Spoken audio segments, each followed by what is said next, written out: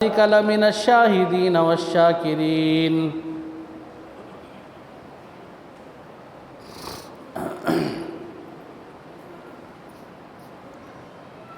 محترم بھائیوں، بزرگوں، عزیز دوستوں،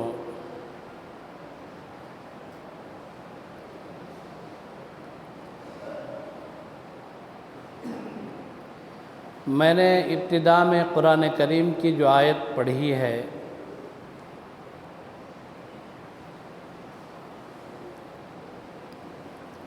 اس کا پہلا جملہ ہے یا ایھا الذین آمنوا اطیعوا اللہ، اے ایمان والو اللہ کی اطاعت کرو، واطیعوا الرسول، اور رسول اللہ صلی اللہ تعالیٰ علیہ وسلم کی اطاعت کرو۔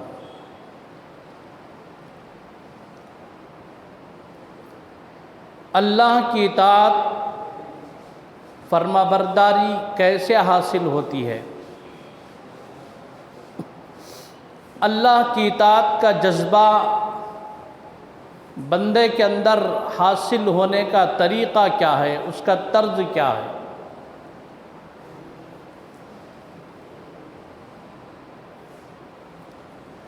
اللہ نے ایک اور مقام پر قرآن کریم میں فرمایا وَمِنَ النَّاسِ مَن يَتَّخِذُ مِن دُونِ اللَّهِ أَندَادًا يُحِبُّونَهُمْ كَحُبِّ اللَّهِ، لوگوں میں سے بعض وَمِنَ النَّاسِ مَن يَتَّخِذُ مِن دُونِ النَّاسِ، لوگوں میں سے بہت سارے ایسے ہیں کہ جن کی دلوں میں اللہ کی محبت پلا دی جاتی ہے۔ یہاں جو جملہ ہے شروع میں وَمِنَ النَّاسِ، بہت سارے لوگ، بعضے لوگ، اب وہاں ایک مقام پر اللہ نے فرمایا اطیعوا اللہ، اللہ کی اطاعت اور فرما برداری، تو پورے قرآن کے ایک ایک لفظ کو، ایک ایک آیت کو جوڑ کر اگر اس کا ربط دیا جائے تو بات سمجھ میں آتی ہے کہ اللہ کی محبت، اطاعت، فرما برداری کا حصول کیسے ہوتا ہے۔ آپ پہلے اس حدیث کے مفہوم کو سمجھ لیں۔ اللہ کے نبی علیہ السلام نے فرمایا، اور یہ جو حدیث ہے اس کو حدیث قدسی کہتے ہیں، کنت کنزا مخفیہ، گویا کہ اللہ خود فرما رہے ہیں کہ میں ایک چھپا ہوا خزانہ تھا اور میں چاہتا تھا ان اعرفا، میں چاہتا تھا کہ میں ظاہر ہوں، پہچانا جاؤں، فخلقت الناس، پس میں نے انسانوں کو پیدا کیا، مخلوق کو پیدا فرمایا۔ اب سارے مخلوقات میں اللہ تبارک و تعالیٰ نے جس کے لیے فرمایا کہ اطاعت اور فرما برداری کا حکم، اور یہاں مکلف انسان ہے، انسانوں سے فرمایا کہ تم اللہ کی اطاعت اور فرما برداری کرو، تو اس کے لیے اللہ نے مخلوقات کا ظہور فرمایا اور خصوصاً انسانوں کو اللہ نے پیدا فرمایا، اور یہ اللہ نے فرمایا کہ میں چھپا ہوا خزانہ ہوں، میں چاہتا ہوں کہ میں پہچانا جاؤں، تو میں نے مخلوق کو پیدا فرمایا، اس کی تخلیق فرمائی۔ پھر تخلیق فرما کر حضرت انسان کو جو اللہ نے پیدا فرمایا، یہاں ایک بات سمجھنے کی یہ ہے کہ انسان آیا کہاں سے ہے، یہ اس کی اصل کہاں ہے، انسان آیا کہاں سے، یہ دیکھنے کی چیز ہے۔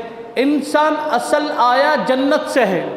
حضرت سیدنا آدم علیہ السلام جنت میں تھے، اللہ نے جنت سے آدم علیہ السلام کو دنیا پر بھیجا، اور جنت محبتوں کا ٹھکانہ ہے، عافیتوں کی جگہ ہے، محبتوں کی جگہ ہے۔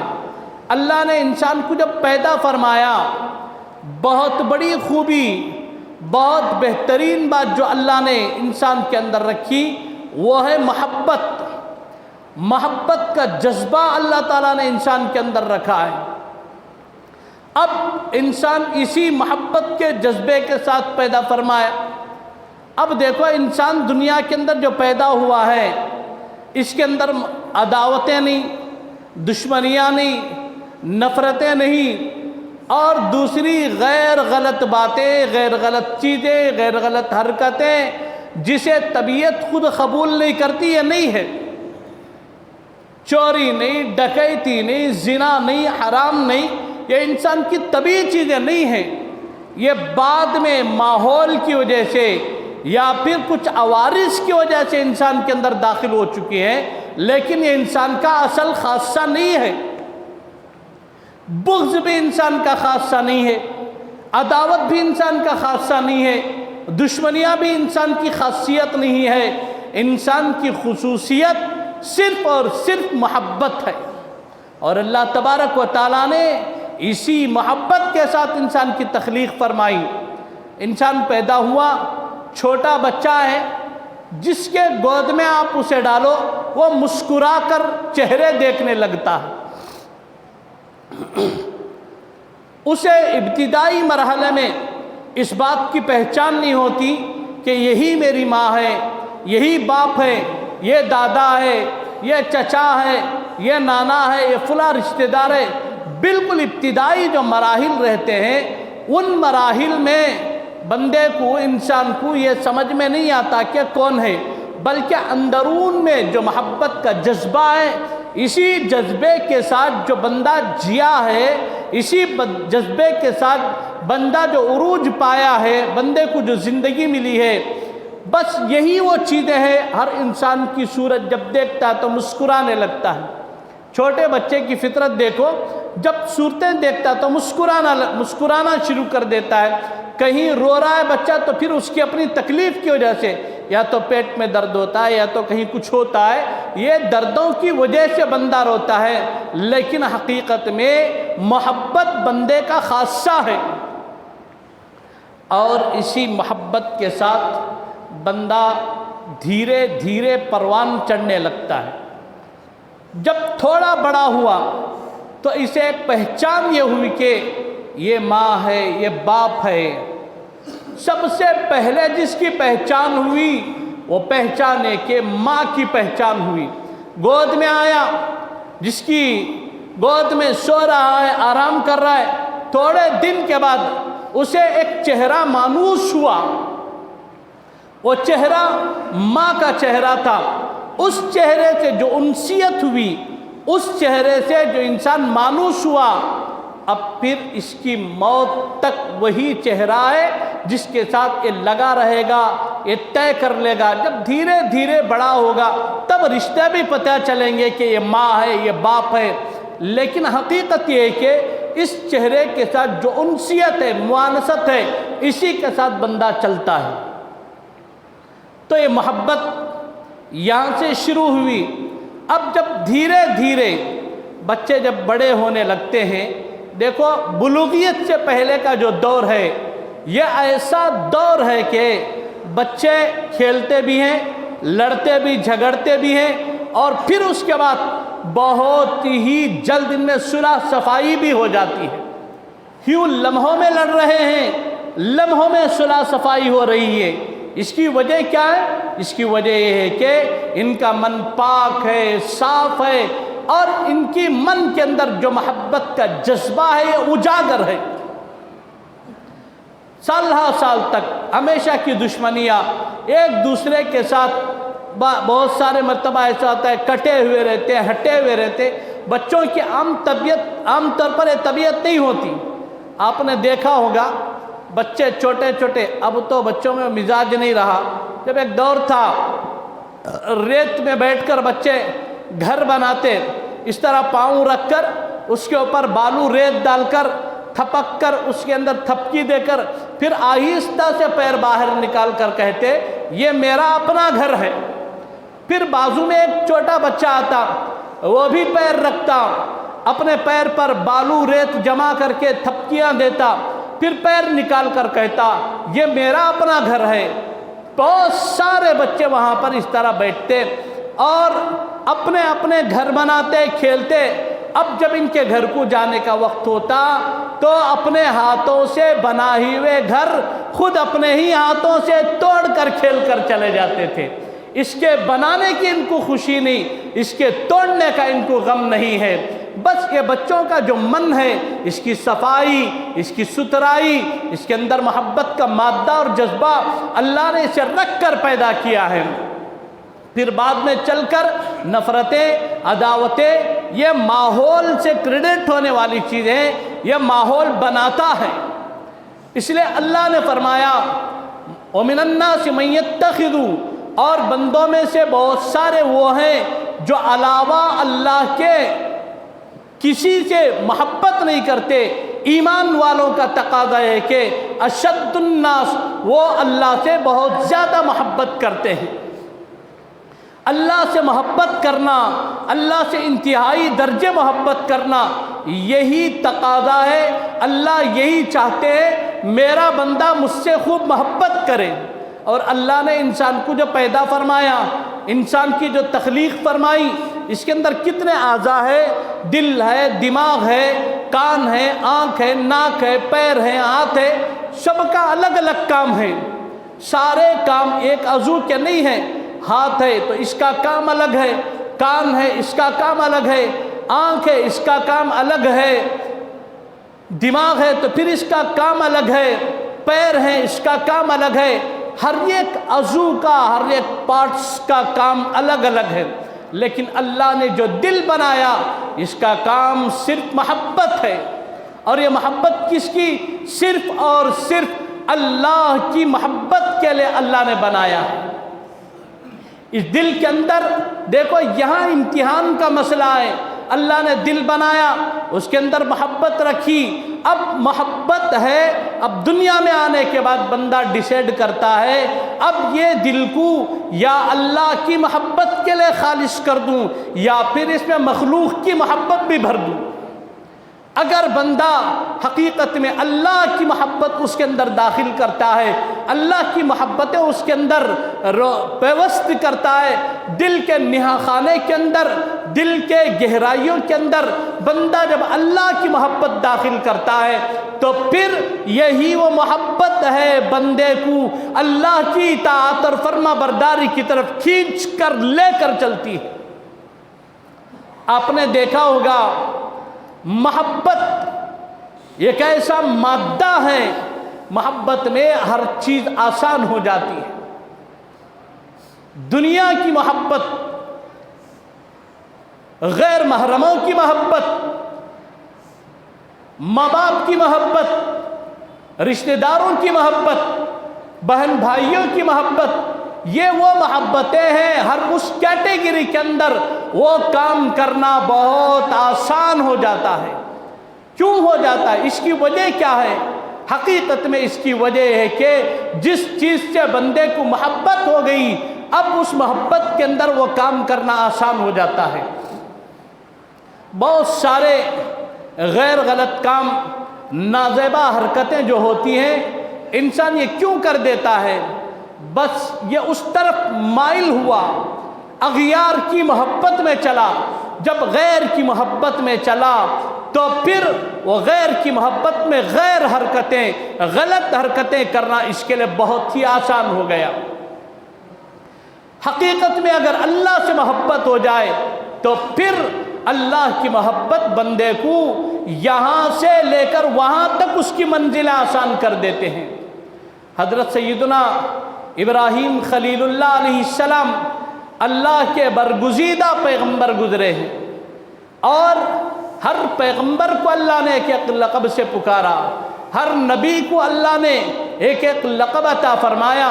حضرت آدم علیہ السلام سے کہا آدم آپ صفی اللہ ہیں، حضرت نوح سے فرمایا آپ نوح نجی اللہ ہیں، حضرت موسیٰ سے فرمایا آپ کلیم اللہ ہیں، حضرت عیسیٰ سے فرمایا آپ روح اللہ ہیں، حضرت اسماعیل سے فرمایا آپ ذبیح اللہ ہیں، لیکن اسی طرح سارے پیغمبروں کو ان کے القاب سے اللہ نے پکارا۔ یہاں پر حضرت ابراہیم علیہ السلام کو خلیل اللہ کہہ کر پکارا، اور میرے آپ کے آقا جناب محمد الرسول اللہ صلی اللہ تعالیٰ علیہ وسلم کو حبیب اللہ کہہ کے پکارا۔ یہاں پر دیکھو کیا پیارا جملہ ہے، کیا پیاری بات ہے۔ حالانکہ خلیل کے معنی بھی محبت، خلیل کے معنی بھی آتے ہیں دوست کے، لیکن حبیب کے معنی بھی دوست کے۔ اب یہاں خلیل اللہ کہہ کے جو پکارا تو ایک موقع پر ملائکہ نے اللہ سے درخواست کی کہ اے اللہ، تیرے اس پیغمبر کو تو نے خلیل کہا یعنی اپنا دوست بنایا، کیا ایسے صفات ہیں حضرت ابراہیم علیہ السلام کے اندر کہ آپ نے پیغمبر کو حضرت ابراہیم کو خلیل اللہ کہہ کے پکارا؟ اللہ نے فرشتے سے کہا تم اگر چاہتے ہو کہ میں تمہیں بتاؤں کہ میں نے حضرت ابراہیم علیہ السلام کو کیوں خلیل اللہ کہا ہے، اگر تم دیکھنا چاہتے ہو تو جاؤ میرے پیغمبر حضرت ابراہیم علیہ السلام کے پاس جاؤ، میں ایک امتحان کی شکل بتاتا ہوں، اس شکل کو لے کر جاؤ۔ لہذا وہ فرشتہ آیا، حضرت ابراہیم علیہ السلام ایک چٹیل میدان میں، ایک پہاڑ کے دامن میں حضرت ابراہیم علیہ السلام بکریاں چرا رہے تھے۔ فرشتہ انسان کی شکل میں آیا۔ بہت سارے واقعات اس طرح رونما ہوئے، ملائکہ کبھی انسانوں کی شکل میں آتے ہیں، اسی لیے قرآن نے کہا وَأَمَّا السَّائِلَ فَلَا تَنْهَرْ، سائل کو نہ چھڑکو۔ جب ہمارے گھروں کے سامنے کوئی مانگنے کے لیے آتا ہے تو اسے چھڑکنا نہیں چاہیے، حسن انداز سے اسے روانہ کرو۔ اگر اللہ نے ہمارے اندر استطاعت رکھا ہے، اسے دینے کی کیپیسٹی رکھیے، اللہ کی خوشنودی کے لیے، اللہ کی رضا کے لیے اس کی خوشنودی کو سامنے رکھتے ہوئے دے دیجئے۔ اگر نہیں ہو سکتا تو پھر اللہ سے دعا کر لیجئے، مولا مجھے میرے اندر اب فی الحال اس بندے کی مدد کرنے کی طاقت اور استطاعت نہیں ہے، اللہ مجھے اس قابل بنا دے کہ میں اس بندے کی مدد کر سکوں۔ اللہ سے دعا کرے اور سامنے والا جو بندہ ہے اسے بغیر چھڑکے کے، بغیر چھڑکی دیے کہ اسے آرام سے اطمینان کے ساتھ، معذرت کے ساتھ رخصت فرما دے۔ یہ اسلامی طریقہ ہے، یہ اسلامی منہج ہے، یہ ہمارے بزرگوں کا شعار ہے۔ بہت سارے مواقع پر اس طرح کے واقعات حدیث پاک کے اندر بھی آئے ہیں، اور قرآن کے تفاسیر میں بھی، قرآن کی آیتوں کے ذیل میں تفاسیر میں اس طرح کے واقعات بہت سارے لکھے۔ چنانچہ ابراہیم علیہ السلام بکریاں چرائے تھے، ایک فرشتہ قریب آ کر کہنے لگا السلام علیک یا ابراہیم خلیل اللہ، تم پر سلامتی ہو اے ابراہیم خلیل اللہ۔ حضرت ابراہیم علیہ السلام نے دیکھا بھائی میں تمہیں پہلی بار دیکھ رہا ہوں، یہ پہلا موقع ہے جو تم میرے سامنے آئے، میں نے تمہیں کبھی دیکھا نہیں، لیکن تم میرا نام لے کر مجھے سلام کر رہے ہو۔ فرشتے نے مسکرایا، پھر اس کے بعد ان کلمات کا ورد شروع کیا۔ ابراہیم علیہ السلام کی اور فرشتے کی گفتگو ہو رہی ہے۔ فرشتے کو معلوم تھا کہ پیغمبر ہیں، لیکن حضرت ابراہیم علیہ السلام کے علم میں بات نہیں تھی کہ میرے پاس امتحان کے لیے اللہ نے فرشتے کو بھیجا ہے۔ فرشتے نے کلمات پڑھنا شروع کیے۔ رمضان میں 4 رکعت تراویح کے موقع پر تسبیح پڑھتے نہیں؟ سبحان الملک القدوس، سبحان ذی الملک والملکوت، سبحان ذی العزت والعظمت والہیبت والقدرت والکبریاء والجبروت، سبحان الملک الحی الذی لا ينام ولا يموت سبوح قدوس ربنا ورب الملائكة والروح اللهم اجرنا من النار یا مجیر یا مجیر یا مجیر۔ حضرت ابراہیم علیہ السلام غور سے سن رہے ہیں، فرشتہ پڑھ رہا ہے، ابراہیم علیہ السلام سن کر بڑے لطف اندوز ہو رہے ہیں، بڑا مزہ لے رہے ہیں، بڑی لذت آ رہی ہے۔ جب فرشتے نے ایک مرتبہ پڑھی اور رک گیا تو حضرت ابراہیم علیہ السلام نے پوچھا، اے اللہ کے بندے رک کیوں گیا؟ ایک اور مرتبہ ان کلمات کو پڑھ دے۔ اس فرشتے نے کہا میں ایسے ہی پڑھ دوں، ایک مرتبہ میں پڑھ کر بتا تو دیا، لیکن ایک اور مرتبہ پڑھوں؟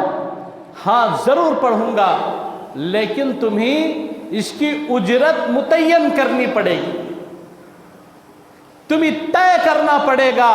اگر میں انہی کلمات کو دوبارہ پڑھوں گا تو میری مزدوری کیا ہوگی، میرے پڑھنے پر تم کیا اجرت دو گے؟ حضرت ابراہیم علیہ السلام نے فرمایا ایک مرتبہ پڑھ دے، میری آدھی بکریاں تیرے لے دے دوں گا۔ کتنی؟ صرف ایک مرتبہ اور پڑھ دے، میری آدھی بکریاں میں تمہیں دے دوں گا۔ فرشتے نے ایک مرتبہ پڑھی، آدھی بکریاں دے دی۔ پھر حضرت ابراہیم علیہ السلام نے مطالبہ کیا کہ اللہ کے بندے تیرے پڑھنے میں ایک عجیب سی لذت محسوس ہو رہی ہے، تیرے پڑھنے کی کیفیت الگ ہے، ایک عجیب سا منظر ہو رہا ہے، ہمیں بولتے نا ایک عجیب فیل ہو رہے کر کو ایسا۔ تو اس نے کہا کیا کروں بتا؟ حضرت ابراہیم علیہ السلام نے فرمایا ایک اور مرتبہ پڑھ کر سنا دے۔ فرشتے نے کہا اس کی اجرت لوں گا۔ ابراہیم علیہ السلام نے فرمایا کہ کیا اجرت لے گا؟ فرشتے نے کہا اور آدھی جو بکریاں ہیں یہ بھی دینی پڑے گی۔ سودا طے ہو گیا۔ پھر ایک مرتبہ پڑھی، ایک مرتبہ میں آدھی بکریاں دے دی، دوسری مرتبہ میں پھر آدھی بکریاں لوٹا دی۔ اب جب پھر تیسری مرتبہ کا مطالبہ کا موقع ہوا تو حضرت ابراہیم علیہ السلام نے کہا کہ ایک اور مرتبہ پڑھو۔ فرشتے نے کہا اب تمہارے پاس دینے کے لیے بکریاں نہیں ہیں، اب کس بدلے میں پڑھوں؟ کیا عوض ہے، کیا بدلہ ہے، کیا مزدوری ہے؟ ابراہیم علیہ السلام نے فرمایا تیرے پاس بکریاں ہیں لیکن چرانے کے لیے چرواہا نہیں۔ بکریاں تو ہیں لیکن چرانے کے لیے چرواہا نہیں ہے، اجیر نہیں ہے، جوان نہیں ہے تیرے پاس۔ ایک اور مرتبہ تو پردہ لیا تو میں تیری بکریوں کو چرانے کے لیے میں تیرا غلام بن جاؤں گا۔ فرشتے نے کہا اللہ رحم کرے تجھ پر، آخر ان کلمات میں ایسا کیا ہے؟ ایک مرتبہ میں تو نے آدھی بکریاں دے دی، دوسری مرتبہ میں اور آدھی بکریاں دے دی، تیسری مرتبہ میں تو خود ان بکریوں کو چرانے کے لیے غلام بننے کے لیے تیار ہو گیا۔ اللہ کے بندے یہ تو بتا آخر ان کلمات میں ہے کیا ایسا؟ ابراہیم علیہ السلام نے ایک عجیب درد بھرے لہجے میں فرمایا اے وہ شخص تو زبان سے پڑھتا ہے، کیا تجھے معلوم نہیں ہے کہ اس میں اللہ کی کبریائی، اللہ کی بڑائی، اللہ کی حمد و ثنا ہو رہی ہے؟ کسی بندے کے سامنے اللہ کی حمد و ثنا، اللہ کی کبریائی، اللہ کی بڑائی بیان کی جائے اور وہ اپنا سب کچھ داؤں پر نہ لگا دے، کیا ایسا ہو سکتا ہے؟ اگر میرے پاس سونے اور چاندی کے پہاڑ ہوتے تو وہ بھی میں اسے اجرت پر لگا دیتا۔ یہ فرمایا اور اس کے بعد فرشتے نے کہا اللہ رحم فرمائے، اللہ نے سچ فرمایا، آپ کو خلیل کا جو لقب عطا فرمایا، یہی وجہ ہے آپ کے دل میں، آپ کے دماغ میں، آپ کے رگ و ریشے کے اندر اللہ کی محبت بھری ہوئی ہے۔ یہی وہ اللہ کی محبت ہے، اس کے بدلے میں آپ اتنا بڑا سودا کرنے کے لیے تیار ہو گئے۔ اس طرح کے بڑے بڑے جو سودا بازی ہوتی ہے، بس یہی بات ہوتی ہے۔ اسی کو قرآن نے سمجھایا، 1,00,000 سے زائد، 1,24,000 سے زائد صحابہ اکرام نبی علیہ السلام کے پیچھے کھڑے ہو کر ہر طرح کے بلیدان کے لیے، ہر طرح کی قربانی کے لیے، ہر طرح سے نبی کے قدم بقدم شانہ بشانہ کھڑے ہوئے۔ ان کے دلوں میں اللہ کی محبت رچ بس گئی تھی۔ آج ہمارا قصور یہ ہے کہ ہمارے دلوں میں اللہ کی محبت اس درجے میں نہیں ہے جس درجے میں ہونا چاہیے۔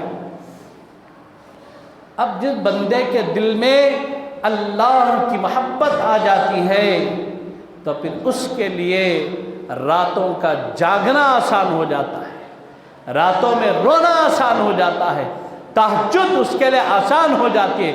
پوری رات اللہ کے سامنے کھڑا ہونا اس کے لیے آسان ہو جاتا ہے۔ ہاتھ جب اٹھتے ہیں تو اپنے گناہوں پر ندامت، شرمندگی اور اپنے گناہوں پر آنسو بہانا، اللہ کے سامنے رونا بندے کے لیے آسان ہو جاتا ہے جس کے دل میں حقیقت میں اللہ کی محبت سرایت کر چکی ہو۔ دوستو، اللہ کی اطاعت حاصل کرنے کے لیے اللہ سے خوب محبت کرنا سیکھو۔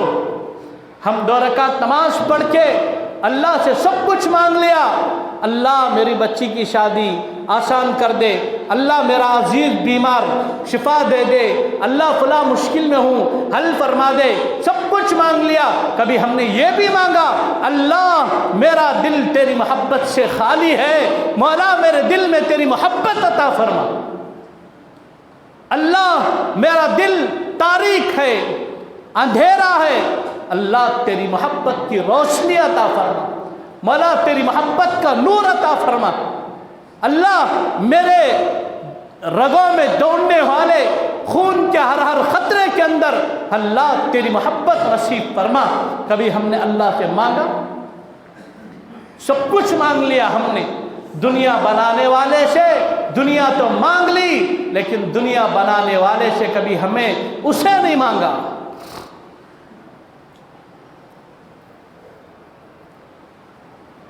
ایک بادشاہ کا اعلان ہوتا ہے، محل میں جتنے لوگ ہیں آؤ، آ کر کھڑے ہو جاؤ پورے، کسے کیا ہونا شام تک سورج غروب تک لے چل جانا باہر۔ کون کی ہیرے کون کی جواہرات لوٹنے کی فکر میں لوٹ کو تھیلا میں بھرتے تھے۔ سورج غروب ہوگا، ادھر محل کا دروازہ بند ہوگا، کیا کیا پیکنگ تھا پورا بادشاہ کے محل میں رہ گیا، پیکنگ کرے لے جانے نہیں ہوا۔ کیوں؟ شرط کیا تھی؟ سورج غروب ہوئے تک، غروب ہوگا کے بعد محل سے باہر جانے کی اجازت نہیں کسی کو۔ چپراسی بھنگی بادشاہ کے پیچھے کھڑا تھا، بادشاہ کے سر پوٹا کے ساتھ رکھ ڈالے۔ بادشاہ پوچھا پورے لگ گیا نا تجھے کیا بنکو؟ انہیں اٹھا کو ہاتھ سیدھا بادشاہ کے سر پر رکھا۔ بادشاہ سلامت، آپ مل گئے تو سب کچھ مل گیا، آپ نہیں ملے تو کچھ بھی نہیں ملا، مجھے ان ساری چیزوں کی ضرورت نہیں ہے، مجھے آپ کی ضرورت ہے، میں آپ سے محبت کرتا ہوں۔ ادھر محل کا دروازہ بند ہو گیا۔ ہیرے جواہرات سے محبت کرنے والے انہی ہیرے جواہرات کے ساتھ اندر قید و بند ہو کر رہ گئے، جو چپراسی تھا وہ میدان مار دیا۔ دنیا کی تاریکی کے اندر اللہ کی محبت حاصل کرنا سیکھو اور اللہ سے یہ کہو، اللہ تیری ضرورت ہے، تو آ جا ہمارے گھر میں، ہمارے دل میں، ہمارے دماغ میں، اللہ تو آ جا، مجھے تیری ضرورت ہے، علاوہ کسی کی ضرورت نہیں ہے۔ اللہ جسے مل گیا اسے سب کچھ مل گیا، جسے اللہ مل گیا اسے سب کچھ مل گیا، اور جسے اللہ نہیں ملا سمجھو سب کچھ مل کر بھی محروم رہا۔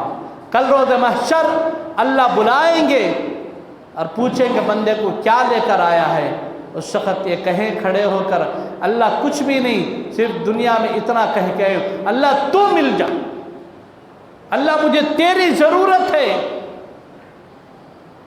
اللہ کی رحمت کی جو جھلکیاں ہیں، اللہ کی رحمت کے جو نظارے ہیں، اس وقت دیکھ سکو گے۔